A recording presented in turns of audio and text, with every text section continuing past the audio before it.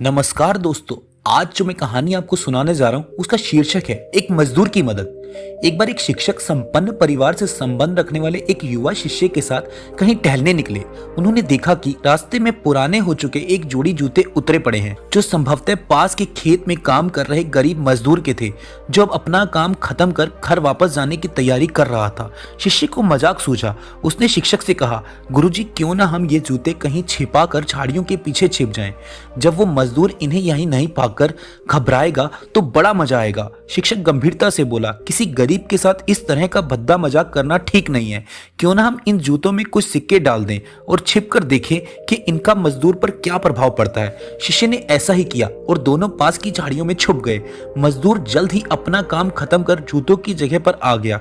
उसने जैसे ही एक पैर जूते में डाला उसे किसी कठोर चीज का आभास हुआ। उसने जल्दी ही जूते हाथ में लिए और देखा कि अंदर कुछ सिक्के पड़े थे। उसे बड़ा आश्चर्य हुआ और वो सिक्के हाथ में लेकर बड़े गौर से उन्हें पलट पलट कर देखने लगा। फिर मजदूर इधर उधर देखने लगा। दूर दूर तक कोई नजर नहीं आया तो उसने सिक्के अपनी जेब में डाल लिए। अब उसने दूसरा जूता उठाया, उसमें भी सिक्के पड़े थे। मजदूर भाव विभोर हो गया। उसकी आंखों में आंसू आ गए। उसने हाथ जोड़ ऊपर देखते हुए कहा, हे भगवान, समय पर प्राप्त इस सहायता के लिए उस अनजान सहायक का लाख लाख धन्यवाद। उसकी सहायता और दयालुता के कारण आज मेरी बीमार पत्नी को दवा और भूखे बच्चों को रोटी मिल सकेगी। मजदूर की बातें सुन शिष्य की आंखें भर आई। शिक्षक ने शिष्य से कहा, क्या तुम्हारी मजाक वाली बात की अपेक्षा जूतों में सिक्के डालने से तुम्हें कम खुशी मिली?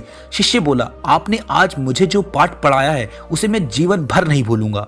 आज मैं उन शब्दों का मतलब समझ पाया हूँ जिन्हें मैं पहले कभी नहीं समझ पाया था, कि लेने की अपेक्षा देना कहीं अधिक आनंददायी है।